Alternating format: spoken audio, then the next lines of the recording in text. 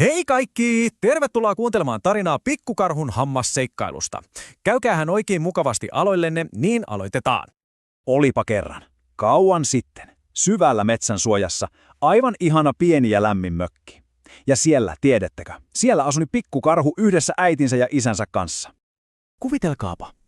Ulkona suuret, pehmoiset lumihiutaleet taatsivat hiljaa alas maahan ja käärivät koko maiseman valkoiseen, pehmeään peittoon.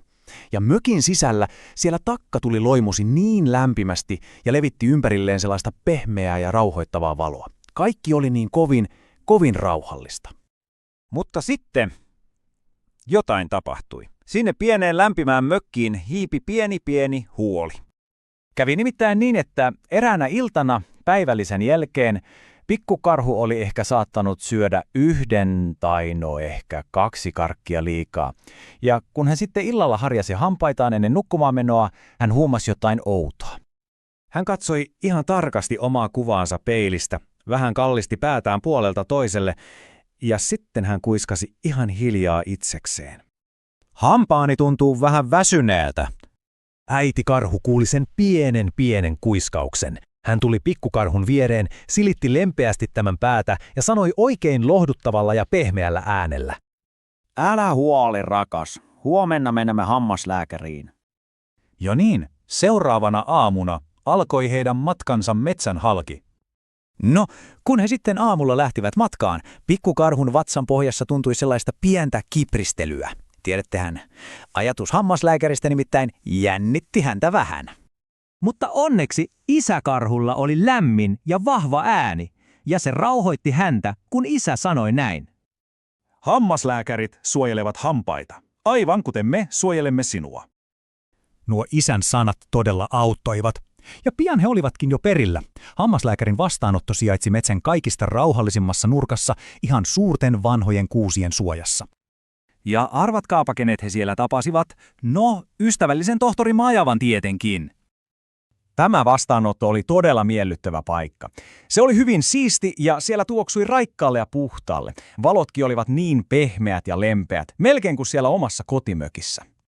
Sitten ovesta astui sisään itse tohtori Majava. Hänellä oli oikein leveä ja ystävällinen hymy kasvoillaan ja hän sanoi iloisella äänellä, Tervetuloa, pikkukarhu. Hampaat haluavat vain levätä hetken. Pikkukarhu veti syvään henkeä ja huokaisi. Kaikki jännitys tuntui katoavan. Tohtori Majava oli niin ystävällinen, että eihän täällä ollut mitään, mitä tarvitsisi pelätä. Ja sitten tohtori Majava päätti paljastaa pikkukarhulle hampaiden suuren salaisuuden. Ja tämä salaisuus, se oli itse asiassa aika yksinkertainen. Tohtori Majava kertoi, että kun syö vähän vähemmän makeisia ja muistaa harjata hampaat joka ikinen päivä, niin hampaat pysyvät iloisina ja terveinä. Niin helppoa se on. Pikkukarhu ymmärsi tämän heti. Hän nökkäsi oikein päättäväisesti ja lupasi, minä pidän niistä parempaa huolta.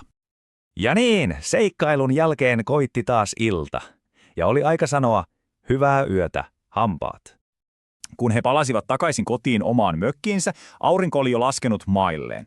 Pikkukarhu puki yöpuvun päälleen ja meni peilin eteen. Tällä kertaa hän harjasi hampaitaan erityisen rauhallisesti ja niin huolellisesti. Ja kun hän laski hammasharjan pois, hän hymyili leveästi peilikuvalleen ja kuiskasi tyytyväisenä, hyvää yötä hampaani. Ja pian mökin ikkunasta kajastanut valo sammui. Ja niin pikkukarhu, nähdessään unia iloisista kiiltavista hampaista, vaipui syvään ja rauhalliseen uneen. Nähdään taas toisessa tarinassa. Hei, jos pidit tästä, muistathan tilata kanavan, niin saat heti tiedon seuraavasta tarinasta.